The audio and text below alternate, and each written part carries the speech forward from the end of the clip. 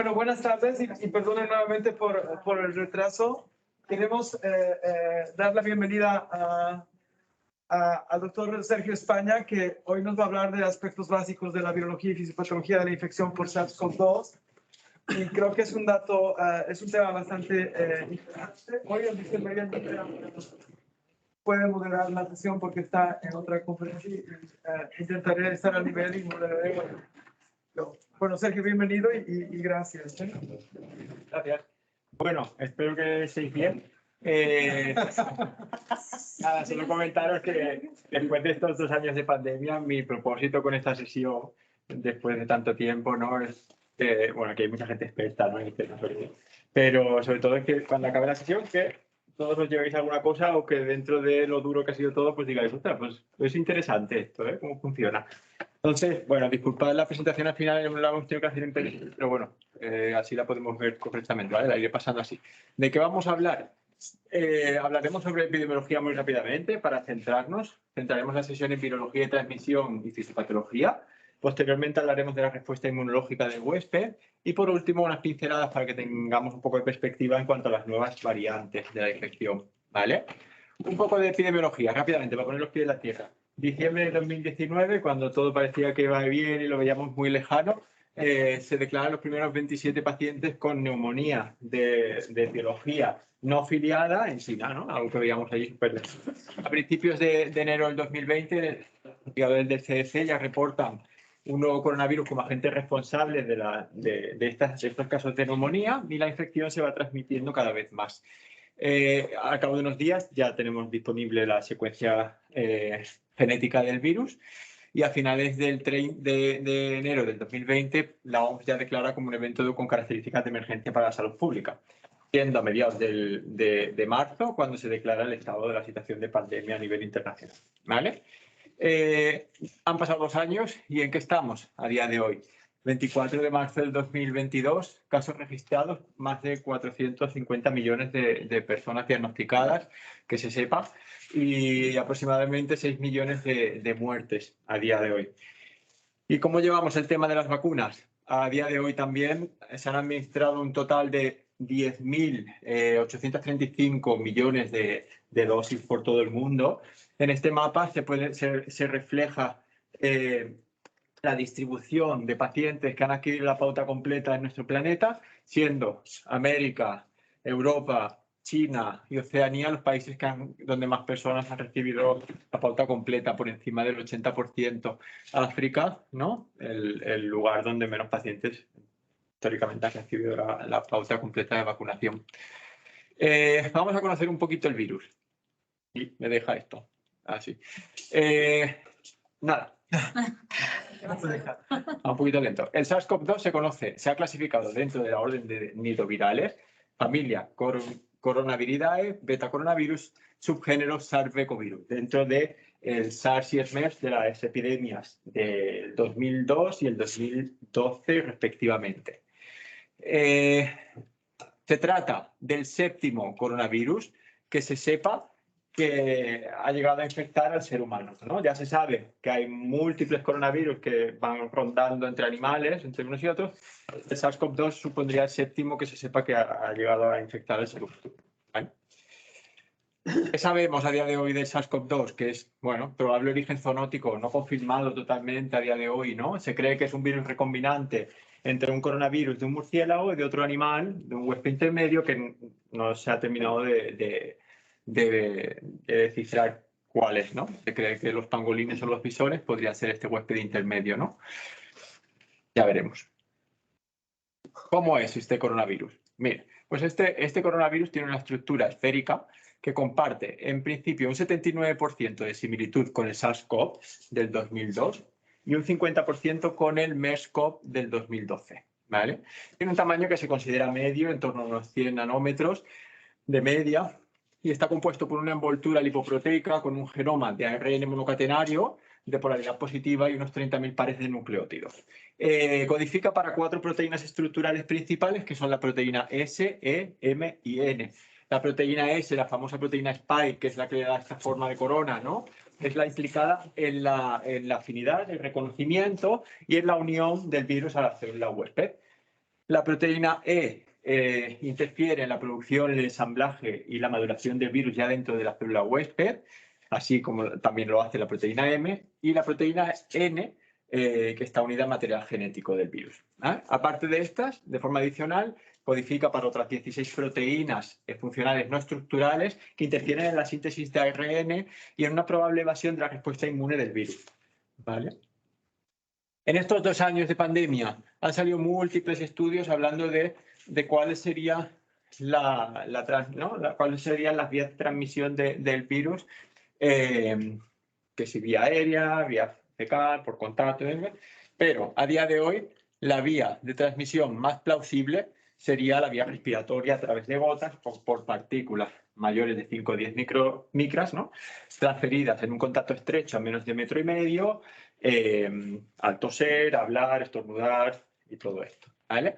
Otras vías de transmisión descritas en muchos estudios, pues por aerosoles, dentro de espacios cerrados donde han habido pacientes con coronavirus, en los cuales se ha visto que puede haber partículas viables hasta 3-4 horas posterior a la presencia de la persona allí. ¿Vale? Presencia de vómitos por contacto directo, ¿no? Tocar cosas y llevarme las manos a la nariz, a la boca y todo esto. Pues han salido varios estudios que hablan de posible transmisión por estas vías, pero lo que es cierto es que ningún estudio en sí descarta totalmente la transmisión aérea en esos mismos contactos. No sé, por lo cual a lo mejor si te trae alguien la compra a casa, yo creo que hay más posibilidad de que te lo transmita el que te trae la compra que si no limpias los objetos, ¿no? Otras vías, ¿no? Fecal oral por la transmisión respiratoria a través de heces en aerosol. También se ha hablado de transmisión a través de fluidos, pero no está muy confirmado, de una transmisión vertical no muy establecida. Y algo que sí que hemos conocido mucho en estos últimos meses es la transmisión nosocomial. Entonces, ¿cuáles serían los factores implicados en la transmisión de la infección por SARS-CoV-2? Bueno, se habla de factores propios del huésped, ¿no? Edad avanzada, broncopatía, diabetes, hipertensión, tabaquismo. Es una infección que tiene un periodo de incubación de 1 a 14 días, hay que tenerlo en cuenta esto, con una mediana de 5 o 7 días, que es un poco más larga en los niños. ¿Vale? El inóculo es un factor muy importante en el desarrollo de la enfermedad. A mayor carga viral, mayor riesgo de transmisión y enfermedad sintomática.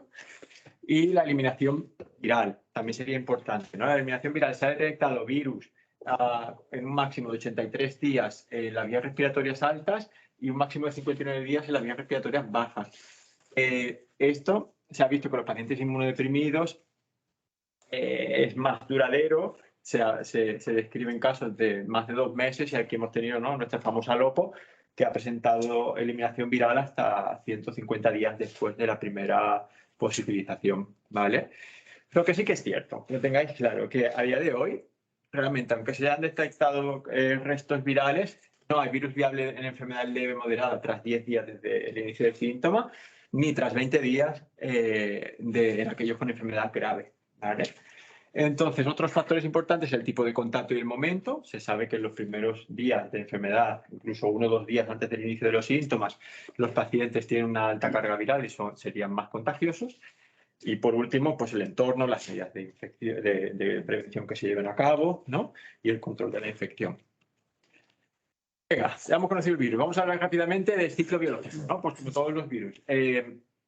El virus, cuando entra en nuestro cuerpo, ¿no?, vía respiratoria, entra en contacto con las células alveolares, los neumocitos tipo 1 y tipo 2, a través del receptor ECA2, que ahora hablaremos de él, y que será el que facilite la entrada del virus a la célula huésped. Pero esto no es tan fácil. Al final, tiene que haber presencia de una proteasa transmembrana, que sería esta, la serina proteasa transmembrana 2, que está presente en las células de muchos animales y de nuestro cuerpo, y que en sinergia con esta proteasa favorecería la unión del virus a la célula huésped y la posterior entrada, ¿vale? Esta proteasa dividirá la proteína spike del virus en 2 subunidades, S1 y S2. La S1 nos servirá para la entrada del virus a la célula huésped y la S2 para la fusión de las membranas. Como vías de entrada del virus a la célula, se consideran sobre todo la fusión de las membranas viral a la célula huésped y la posterior liberación del genoma viral al citoplasma, ¿no? Y también hay algunos casos que hablan de una endocitosis, ¿no? Favorecida por la presencia de unas enzimas que también tenemos presentes, que son las catepsinas, con la creación de endosomas que favorecerían la entrada del virus y la posterior liberación al citoplasma, ¿no? Pero lo más plausible es la fusión de las membranas. Posteriormente, una vez ya dentro de la célula huésped, pues se llevan a cabo la traslación, la proteólisis, que serían dianas terapéuticas para fármacos como, por ejemplo, el Paxlovid, que es un inhibidor de la proteasa del que se ha hablado recientemente, ¿no? Posteriormente, la transcripción, la replicación y la creación de nuevas partículas, de nuevas proteínas que desarrollarán tras la maduración nuevas partículas virales que se liberarán, ¿no? Para infectar a otras células. Toda la parte de translación, replicación y todo esto sería también la diana terapéutica para el remdesivir, ¿no? Como concepto importante, una célula infectada puede producir miles de partículas de virus infecciosos, ¿no? Que se liberan en la superficie celular, como podemos ver aquí en la micrografía electrónica esta coloreada. Hay un poco, ¿no? En perspectiva de cuánto...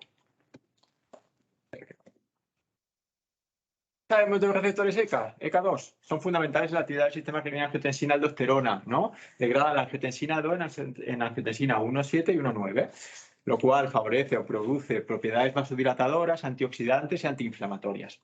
El ECA2, muy importante, está presente en muchas células de nuestro cuerpo, sobre todo en los pulmones, en el riñón, pero en muchas otras zonas, ¿no? Lo cual justificaría que la infección por SARS-CoV-2, como el ECA favorece la entrada del virus dentro de las células, pues pueda provocar síntomas a nivel sistémico, ¿no? No solo en un órgano específico. Cosas interesantes del SARS-CoV-2, ¿no? Pues bueno, ya sabemos, ¿no? Que a nivel pulmonar nos causará, hablaremos, distrés respiratorio, disnea, todo esto. A nivel cerebral nos podrá causar la famosa boira mental, bueno, un poco de disrupción del sueño. A nivel cardíaco, situaciones o casos de miocarditis. Lo que es interesante, ¿no? Y que nos diferenciará un poco de otras infecciones es, por ejemplo, la afectación vascular que se produce en la infección por SARS-CoV-2. Cuando tenemos una infección, una celulitis, una neumonía, ¿no? Hay afectación vascular, pero en esos casos el endotelio es funcionante. En el caso de la infección por SARS-CoV-2, el endotelio o las células endoteliales de los vasos están alteradas porque como tienen receptores ECA2, el virus entra dentro del endotelio, lo cual favorece aún más el desarrollo de fenómenos vasculares, ¿no? En una infección, una celulitis, por ejemplo, pues sí hay una respuesta vascular, pero en ese caso el endotelio es funcionante, ¿no? Hay una respuesta que es favorecida por esa activación local, ¿vale? El ECA2 se sabe que aumenta con la edad también, lo cual podría ser un factor, ¿no? Implicado en que los niños puedan desarrollar enfermedad leve, ¿no? Porque tengan menos receptores. ¿Cuáles son los mecanismos durante la infección por SARS-CoV-2? ¿no? Una vez entramos en contacto con la infección, son 4 los mecanismos establecidos que pueden favorecer el desarrollo de la clínica del paciente.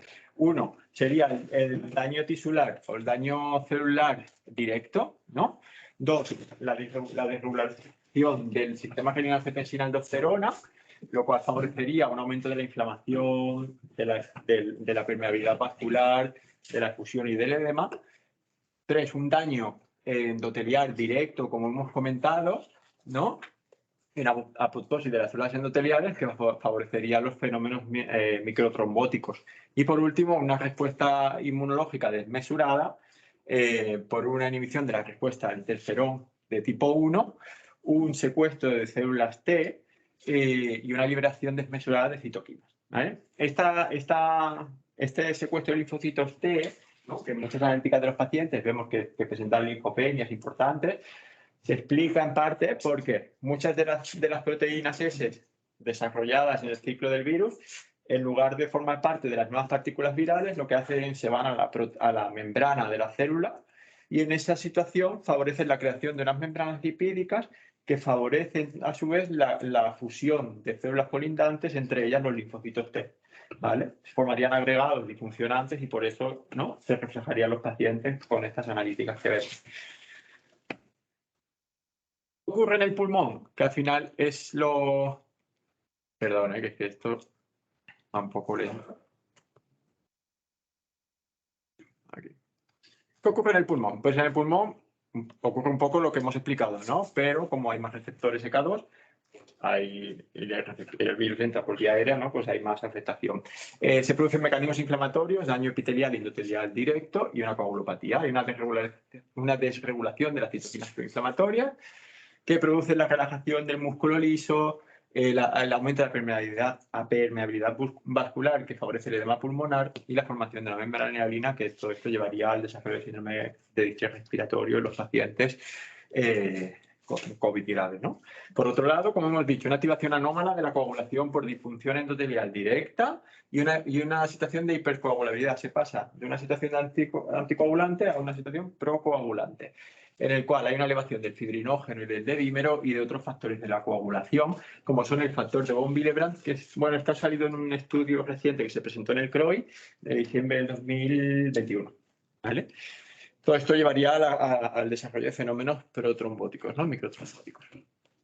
Total, desarrollado el ciclo vital, ¿cómo se expresa? ¿No? El paciente desarrolla síntomas al cabo de 5 o 7 días, ¿vale? Toda esta respuesta de la que hemos hablado favorecería que el paciente pueda desarrollar síntomas entre leve y moderados, ¿no? Según la respuesta inmunológica que desarrolle. La carga viral alcanzará su punto máximo en la primera semana de la infección y posteriormente irá disminuyendo, y la respuesta de los anticuerpos irá aumentando posteriormente, siendo detectable a día 14 en el paciente inmunocompetente. ¿Vale? En el paciente inmunodeprimido la situación será diferente. Por tanto, en base a la respuesta inmunológica del huésped, tendremos dos perfiles de pacientes, ya sabemos, ¿no? Tenemos el paciente con afectación leve moderada, en el cual la respuesta antiviral inicial, mediada por interferón 1, controla la carga viral y la progresión de la enfermedad. Hay una activación de macrófagos y una liberación de citoquinas que es correcta y una elevación progresiva de linfocitos, con lo cual la respuesta inmunitaria es correcta, el paciente evoluciona favorablemente, todos contentos, ¿no? En el caso de que se produzca una afectación grave, la carga viral del paciente inicial será más grave. La respuesta antiviral inicial, como vemos aquí en la gráfica, es insuficiente o bien retardada o inferior, lo cual conlleva una respuesta de citoquinas exagerada, que es lo que hemos explicado, y una respuesta de las células T específica deteriorada por estos agregados, por disminución y por el secuestro de las células T. La rápida expansión del virus durante estos últimos meses y años, ¿a qué nos ha llevado? Nos ha llevado al desarrollo de nuevas variantes, ¿no? Delta, gamma y la última, Omicron, ¿no? Saber, simplemente, ¿no? Una variante, ¿no? El virus al transmitirse, pues como ya sabéis, se van desarrollando mutaciones, y cuando esas mutaciones son muy similares en muchas partículas, pues se desarrolla lo que se conoce como una variante, ¿no? Entonces, la OMS ha clasificado las variantes de dos formas, en este caso, que se van reclasificando de forma continua en base a la evolución de la pandemia. Se habla de una variante de interés o una variante preocupante, ¿vale?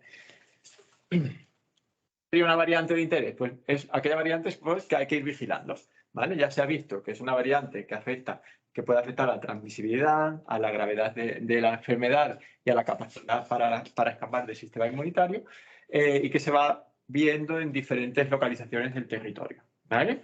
Sería esa variante pues, que se va vigilando un poco a ver qué pasa. A día de hoy, el Centro Europeo de Prevención y Control de Enfermedades habla de que no existe ninguna variante de interés, pero la OMS todavía habla de dos, la lambda y la mu, que se detectaron el año pasado, en diciembre, bueno, en Perú en 2020 y en Colombia en enero de 2021. ¿Vale? Las que son interesantes, la variante preocupante, ¿no? Las que nos causan más estrago. Estas variantes son las que ya se sabe que causan un aumento de la transmisibilidad o un cambio perjudicial en la epidemiología de la infección por SARS-CoV-2. Puede producir un aumento en la virulencia o cambio en la presentación clínica de la enfermedad. Y sobre todo, muy importante tener en cuenta una disminución de la eficacia de las medidas sociales que ya se habían empleado, de salud pública o de los medios de diagnóstico, de tratamiento, incluso las vacunas, ¿no? Cosas que nos ha llevado a tener que decidir poner una tercera dosis y todo esto. A día de hoy, las variantes preocupantes que se determinan son, ¿no? En base a estas mutaciones producidas son la beta, gamma, delta y omicron. La principal, la estrella es la omicron, ¿no? Las otras están ya prácticamente por desaparecer, ¿vale? Y como concepto principal, que tengáis en cuenta que las variantes establecidas, ¿no?, por la infección, a día de hoy no han afectado a la fisiopatología o la presentación clínica del paciente, sino más bien a la transmisibilidad, ¿vale? Cada cepa, cada variante nueva que hemos ido detectando, se ha visto que es más transmisible a la anterior y a su vez se ha visto que la gravedad de la infección pues, no ha sido tan alta por un lado, por la exposición previa de la persona ya a la infección, ¿no? Y por otro lado, por la presencia o por la respuesta de los anticuerpos neutralizantes gracias al desarrollo de la administración de las vacunas. Como conclusiones, a tener presente, ¿no?, después de todo esto, es que la cinética y la intensidad de la respuesta antiviral son decisivas en el resultado de la evolución de la infección por el SARS-CoV-2, ¿no?, por la infección. Esta cinética viral puede ser diferente en el paciente inmunodeprimido. No he querido entrar ahí porque creo que ya es otra sesión a tener en cuenta y tampoco a día de hoy no hay un gran consenso en cuanto a qué ocurre en estos pacientes y cómo hay que manejarlos. Que sepáis o que tengáis en cuenta que los mecanismos fisiopatológicos que interfieren en la infección por SARS-CoV-2 son 4: el daño celular directo, la desregulación del sistema renina-angiotensina-aldosterona, la alteración de la coagulación y recordad, con la afectación directa de las células endoteliales y la desregulación de la respuesta inmunitaria con unos fenómenos de hiperinflamación, ¿vale? El receptor EK2 está presente en numerosas células del cuerpo, lo cual justificaría la manifestación de sintomatología a nivel general, ¿no? Una respuesta sistémica no limitada solo a un órgano, ¿no? Y por último, que las variables detectadas hasta el día de hoy no han mostrado alteraciones en la fisiopatología o clínica del paciente, sino más bien en las características de transmisibilidad de la infección. Aquí os dejo unas referencias por si queréis saber un poco más. Y gracias.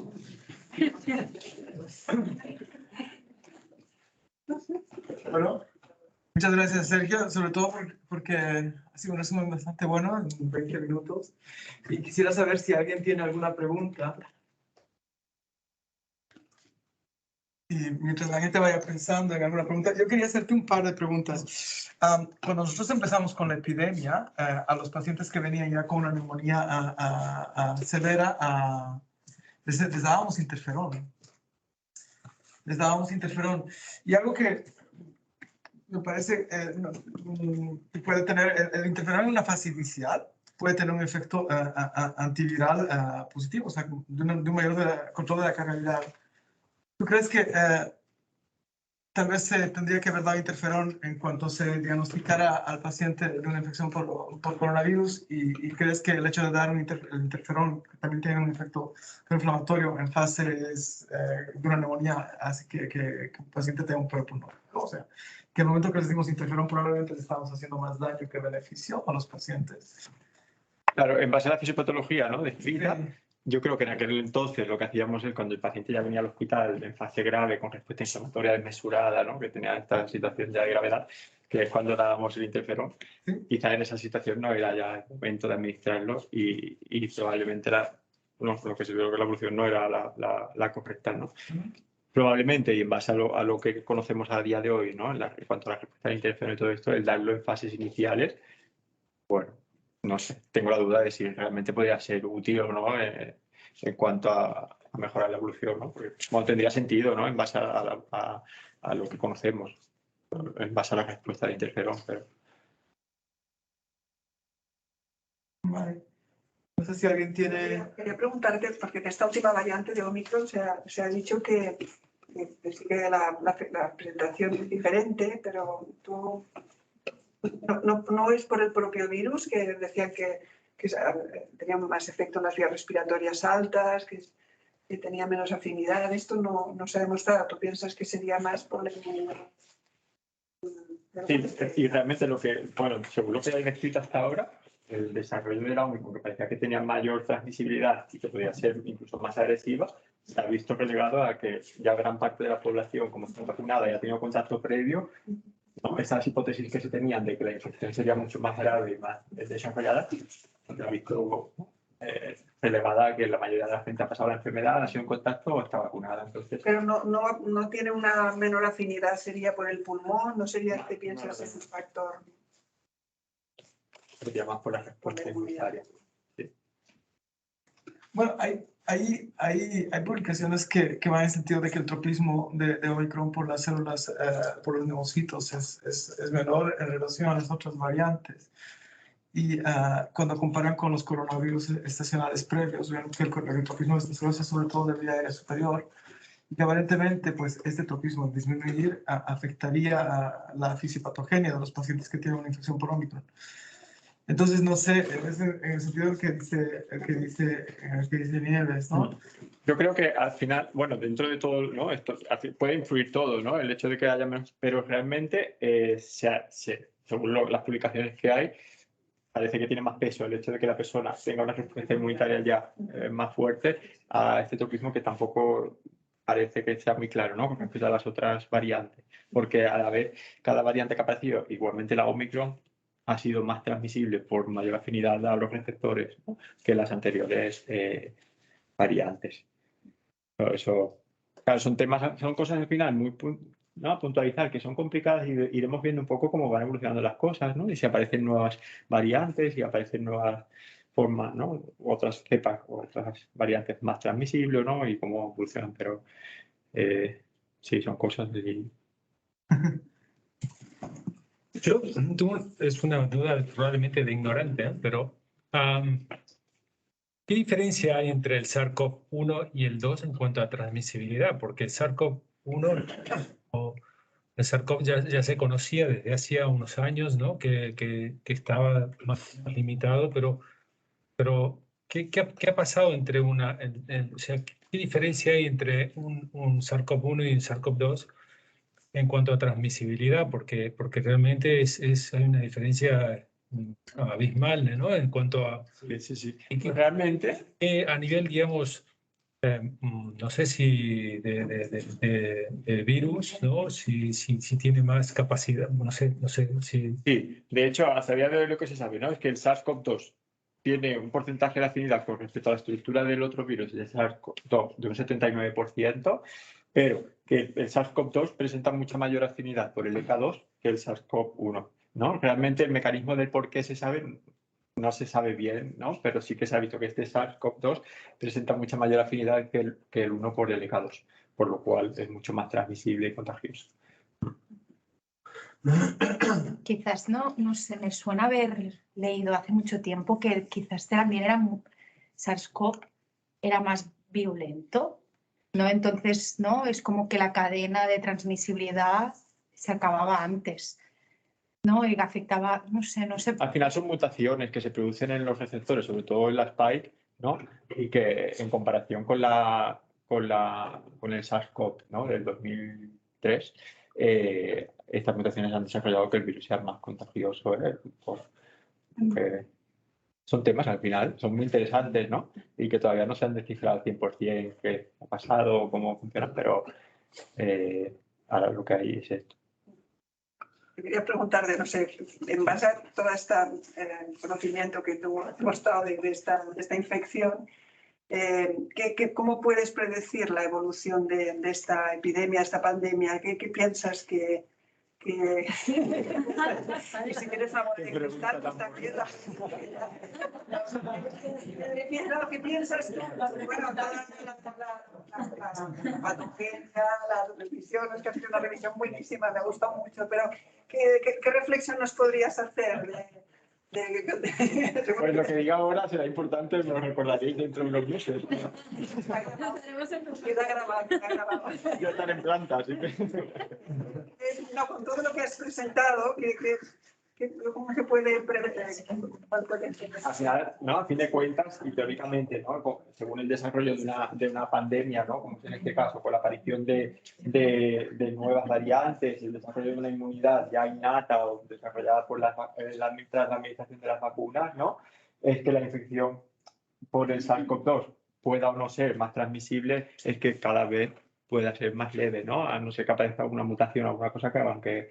Pero teniendo en cuenta que gran parte de la población ya ha estado en contacto y que está vacunado, pues lo más plausible es que es esto, ¿no? Que puedan aparecer nuevas cepas que puedan ser más o menos transmisibles, pero que no sean tan virulentas, ¿no? Sobre todo para nosotros. Yo soy positivo. Y bueno, me hubiera gustado hablar también, que igual hubiera tenido tiempo, de cómo evolucionan los pacientes en caso de inmunosupresión, pero ya sin otro día, ¿no? Porque es verdad que en esto es un tema aparte y realmente siempre vamos teniendo muchas dudas de qué pasa en estos pacientes y sobre todo cómo manejarlos, ¿no? Y yo creo que pues igual hablar un día de todo esto, que ya os digo, ¿no? Que no está muy bien desarrollado, pero sí que podemos poner como ejemplo a nuestra Rosa Lopo, explicarla bien cómo evoluciona y demás, porque muchos pacientes que hemos tenido ingresados a día de hoy han evolucionado un poco igual, ¿no? Y siempre nos han planteado dudas de pongo Remdesivir, no pongo Remdesivir, pongo este, pongo el otro. Entonces, pues igual, claro, lo hubiera implicado aquí, pero ya se hace demasiado larga la sesión. Y una cosa que una pregunta ya no es tanto de fisiopatología, más de epidemiología de la realidad que está ocurriendo, ¿no? Ayer en una reunión comentaban que en Ucrania solo hay 1/3 si llega gente vacunada y que ahora, claro, hay millones de personas saliendo de ahí. ¿Creéis que esto tendrá un impacto? Pues podría ser. Podría ser, como han ocurrido en otras epidemias y pandemias, ¿no? Como en la gripe, ¿no? La gripe de... ¿Cuándo fue? ¿1920? Bueno, que el foco fue en Praga, ¿no? Y también hubo unas situaciones en ese país. Inicialmente no había muchos casos, pero el hecho de que la gente saliera, se agrupara en contra del conflicto social que hubo, hizo que al cabo de unas semanas los casos aumentaran un montón por toda esa zona y toda la frontera con República Checa. O sea que claro, esto es un factor a tener en cuenta para la evolución de esto, ¿no? Y que justamente estas personas se están movilizando por todo el territorio. Claro, igual cuando entran en otro país se tendría que valorar, ¿no? De vacunar. Claro. Sí, sí, de hecho Ucrania, ¿verdad? Junto con África, es de los países que menos porcentaje de pacientes con la pauta completa de vacunación tiene. Sí, sí, sí. Pues muy bien, no sé si hay alguien más que tenga alguna pregunta o algún comentario que quiera hacer. De María, no sé. Le perdón porque llegué tarde, ¿no?